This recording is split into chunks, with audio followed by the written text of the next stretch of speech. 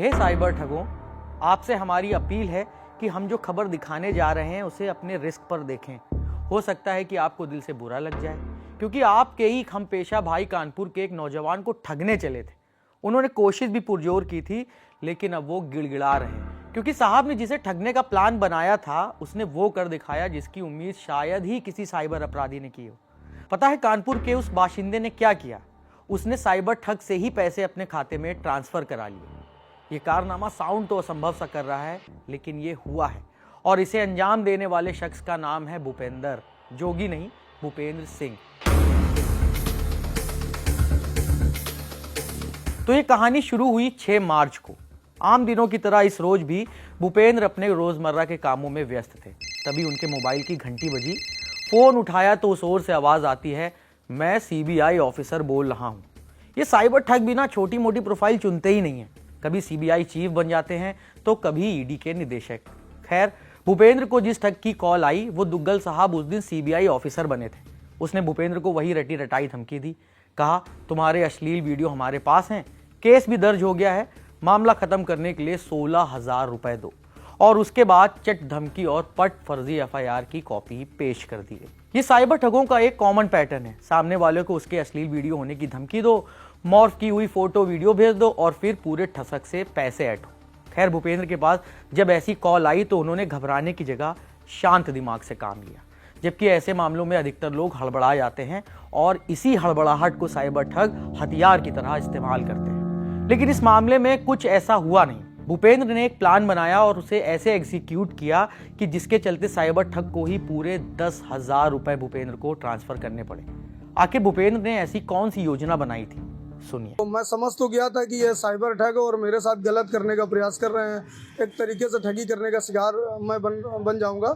तो मैंने उनसे एक दिन का समय मांगा। मैंने कहा कि मैं इंटर का छात्र हूं सर, मेरे घर पर कुछ मत बताना, मैं व्यवस्था में आपको पैसा करके दे रहा हूं। अगले दिन 7 मार्च को मेरे पास फोन आया, बोला क्या हुआ? मैंने कहा सर मेरे पास पैसे की व्यवस्था नहीं हो पाई है, लेकिन सर मैंने एक चैन अपने घर से चोरी की हुई थी, तो सर मैंने अपने 15 दिन पहले दोस्त के पापा के पास गिरवी रखी है, 3,000 रुपये सर अगर मुझे आप दे दीजिए तो सर आपकी बहुत मेहरबानी होगी, और सर मैं चैन उठाकर उसको बेच के मैं सर आपको 20,000 रुपये डाल दूंगा। उसने मुझे 3,000 रुपये भेज दिए अकाउंट पर। इसके बाद मैंने उनसे कहा कि जहाँ मैंने चैन रखी थी वो 500 रुपये ब्याज मांग रहे हैं, फिर 500 रुपये उसने डाला। भूपेंद्र नौकरी पेशा है, लेकिन उस ठग के सामने उन्होंने खुद को एक छात्र के तौर पर पेश किया। घर से सोने की चेन चोरी करने का बहाना बनाया और सुनार से चेन छुड़वाने के लिए करीब 3,000 रुपए की जरूरत की बात की। ठग भूपेंद्र की मनगढ़ंत कहानी में बड़ी आसानी से आ गया और उसने 3,000 रुपए भूपेंद्र को ट्रांसफर कर दिए। इस दौरान क्या हो रहा था? इस दौरान भूपेंद्र साइबर ठग को कैसे डील कर रहे थे, वो सुनना चाहिए। देखिए बेटा, इतनी मदद तुम्हारे घर फैमिली की कोई न करता जितना पैसा मैंने लगा दिया अपनी तरफ से। जी सर, आपने मदद काफ़ी करी सर मेरी। मैंने तुम्हारे ऊपर 7,000 रुपए लगा दिया है। हम सर उसका आगे बढ़ा के सर हम आपको अभी कर रहे हैं सर तुरंत। देखिए बेटा, सुनिए जी। पैसे वाली अपनी जगह बात है। जब वहाँ से तुम पैसा दोगे जी। पहले मेरी बात ध्यान से समझ लेगा, ठीक है? जब पैसा तुम यहाँ से वहाँ ट्रांसफर करोगे, बेचोगे, 82,000 की बिकेगी। पहले बात समझिएगा बेटा। जी। मैं तुम्हारा यही है ना सोचना कि मैं तुम्हारा पैसा खा जाऊंगा, समझ में आ रहा? ये भूपेंद्र की पहली कामयाबी थी। इसके बाद 9 मार्च को उनके पास ठग की कॉल फिर से आई। इस दिन भूपेंद्र अपनी कपोल कल्पित कहानी का पार्ट 2 लेकर आ गए। उन्होंने ठग से कहा कि सुनार ने चेन रख ली है और कहा है कि तुम नाबालिग हो, अपने माता पिता को लेकर आओ। फिर भूपेंद्र ने ठग को एक और ऑफर दे मारा। कहा कि तुम मेरे पिता बनकर सुनार से बात कर लो। ठग मान भी गया और भूपेंद्र ने ठग की बात अपने दोस्त से करा दी। ठग उन दोनों की बातों में ऐसा फंसा कि उसने करीब 4,500 रुपए और भेज दिए। नहीं सर, हम आपको पैसा दे देंगे। आपने सर इतनी हेल्प मेरी करी है सर। पहले मेरी बात सुनिए राजू। जी सर। हेलो। जी हेलो। ये बोल रहे राजू जी। जब जाओगे सीडीआर मैडम के पास जी, तुम वहाँ से तुम्हारे पास पैसे ज्यादा होंगे, इस वजह से तुम पैसा कितना लगाओगे वो मैं बता दूंगा कि इतना पैसा लगा दो, फिर तुम्हारा पैसा जितना बढ़ जाएगा मैं रिटर्न वापसी करवा दूंगा, ठीक है? और इस कहानी में तीसरा ट्विस्ट आया 10 मार्च को।